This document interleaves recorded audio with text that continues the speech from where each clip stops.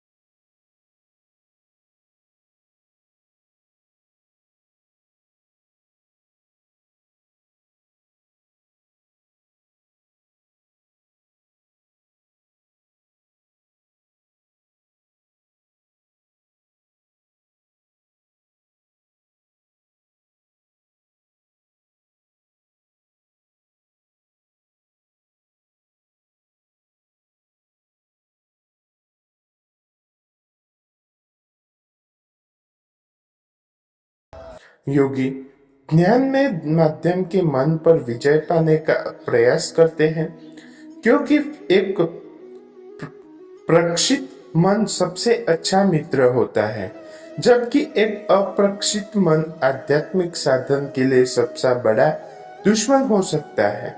श्री कृष्ण कहते हैं कि अर्जुन को सावधान करते हैं कि केवल कठोर तपस्या करने से व्यक्ति आध्यात्मिक पथ पर आगे नहीं बढ़ सकता। इसलिए भोजन, नींद, काम, मनोरंजन आदि जैसी बुनियादी अवस्थाओं में बेशी संयम बनाने रखना चाहिए। इसके बाद श्री कृष्ण योग साधना या मन को ईश्वर से जोड़ने की आध्यात्मिक प्रक्रिया के बारे में बताते हैं। वे कहते हैं कि जिस प्रकार हवा रहित स्थान पर दीपक नहीं बुझता, उसी प्रकार साधक को ज्ञान में अपने मन को स्थिर रखने का अभ्यास करना चाहिए। वे इस बात से सहमत है कि मन को नियंत्रित करना कठिन है, लेकिन अभ्यास और वैराग्य में इसे नियंत्रित किया जा सकता है। इसलिए जब भी यह भटकता है तो इसे वापस लेना चाहिए और ईश्वर पर ध्यान केंद्रित करना चाहिए। तब मन शुद्ध हो जाता है और पारलौकिकता या समाधि में स्थापित हो जाता है, जो एक आनंदमय अवस्था है जहाँ व्यक्ति अनंत दिव्य आत्मा का अनुभव करता है।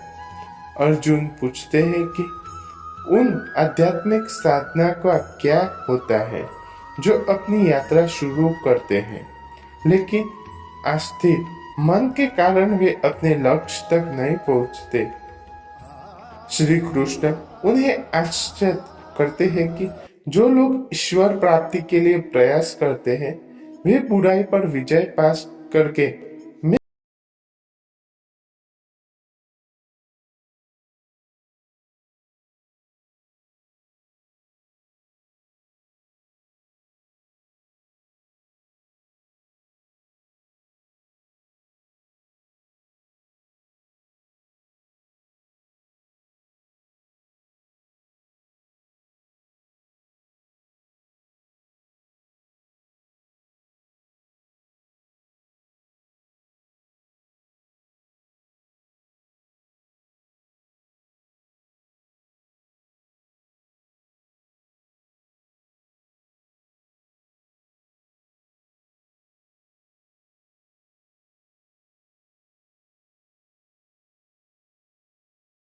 योग में सबसे श्रेष्ठ वह है कि जो भक्ति भगवान के प्रिय में भक्ति में लीन रहता है। परमेश्वर ने कहा, जो लोग अपने कर्मों के फल की इच्छा किए बिना निर्धारित कर्तव्य का पालन करते हैं, वे ही वास्तविक सन्यासी और योगी हैं। नहीं कि वे लोग जिन्होंने केवल अग्निहोत्र यज्ञ जैसे यज्ञ करना छोड़ दिया है या शारीरिक गतिविधियों का परित्याग कर दिया है। जिसे संन्यास कहा जाता है वह योग से भिन्न नहीं है, क्योंकि सांसारिक इच्छाओं और त्याग किए बिना कोई भी योगी नहीं बन सकता। जो आत्मा योग में सिद्ध की अभिलाषा रखती है, उसके लिए आसक्ति रहित होकर कर्म करना ही साधना कहा गया है। जो मुनि योग में उत्पन्न हो चुका है, उसके लिए ध्यान में स्थित स्थान होने ही साधना कहा गया है। जब कोई व्यक्ति न तो इंद्रिय विषयों में और न ही कर्मों में आसक्त होता है, तो ऐसा व्यक्ति योग विज्ञान में उत्पन्न कहा जाता है, जिसके कर्मों में फलों की समस्त इच्छाओं का त्याग कर दिया है। अपने मन की शक्ति के माध्यम से स्वयं को ऊपर उठाओ, न कि स्वयं को नीचा दिखाओ, क्योंकि मन के स्वयं का मित्र भी हो सकता है और शत्रु भी। जिन्होंने मन पर विजय पा लिया है, उनके लिए मन मित्र है। जो ऐसा करने में असफल रहे हैं, उनके लिए मन शत्रु की तरह काम करता है। जो योगी मन पर विजय प्राप्त कर लेते हैं, वे सर्दी गर्मी, सुख दुख, मान अपमान के दृश्यों से उठ जाते हैं। ऐसे योगी शांत रहते हैं और ईश्वर के प्रति अपनी भक्ति में दृढ़ रहते हैं।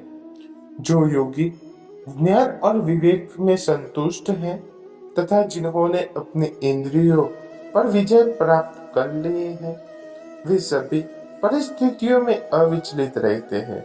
वे सब कुछ मिट्टी, पत्थर और सोना को एक बार समान देखते। योगी जन शुभ चिंतकों, मित्रों, शत्रुओं, पूर्णात्माओं तथा पापियों सभी को निष्पृष्ट दृष्टि से देखते हैं। जो योगी मित्र, सखा, शत्रु, शत्रु सभी के प्रति सम बुद्धि वाला, शत्रुओं तथा संबंधियों के प्रति तटस्थ तथा पूर्णात्मा तथा पात्मा के बीच निष्पक्ष रहता है, वह मनुष्य में श्रेष्ठ माना जाता है। जो लोग योग की अवस्था चाहते हैं, उन्हें एकांत में रहना चाहिए। नियंत्रित मन और शरीर के साथ निरंतर ध्यान में लगे रहना चाहिए तथा भोग विलास के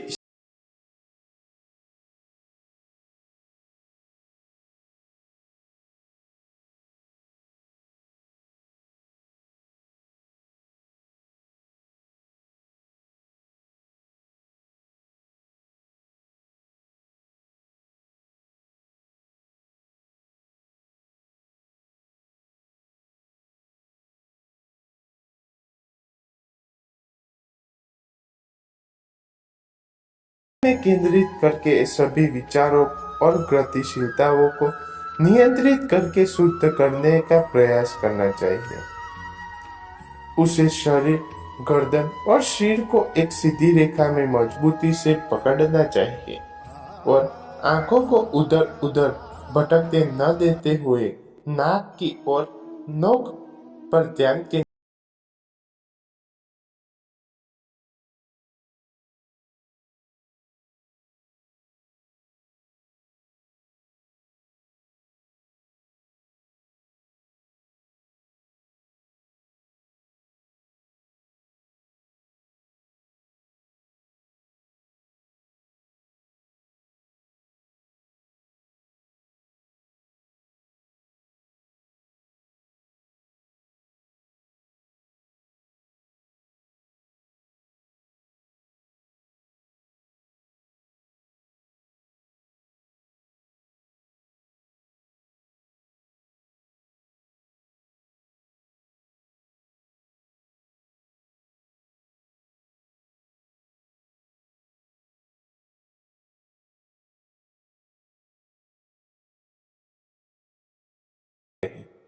पूर्ण अनुशासन के साथ वे मन को स्वार्थी लालसाओं और से हटाकर उसे आत्म कल्याण पर केंद्रित करना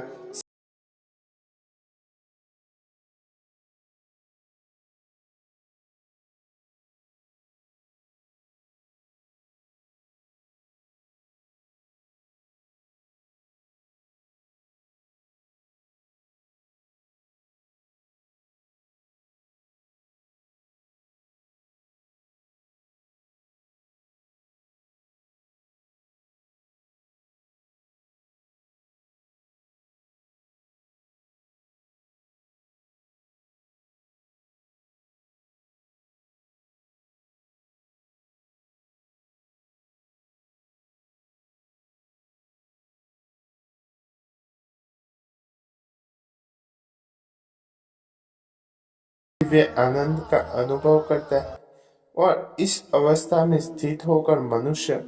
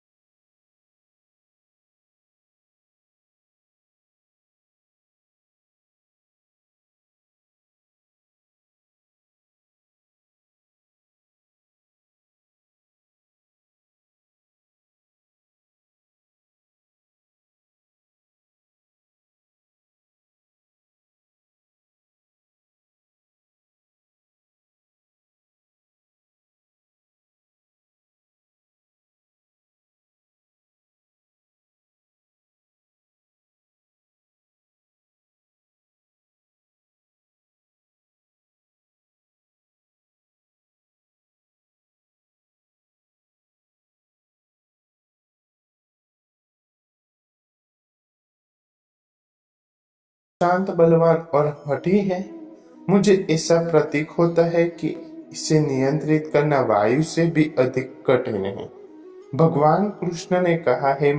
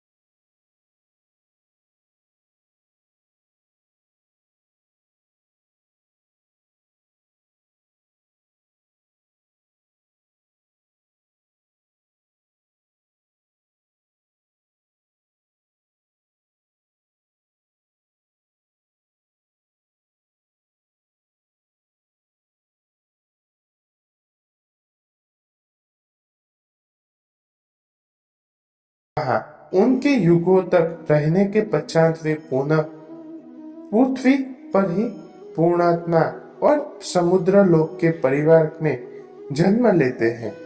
अन्यथा यदि उन्होंने योग के दृढ़ अभ्यास के कारण वैराग्य प्राप्त कर लिया है, तो वे दिव्य ज्ञान से भी संपन्न परिवार के जन्म लेते हैं।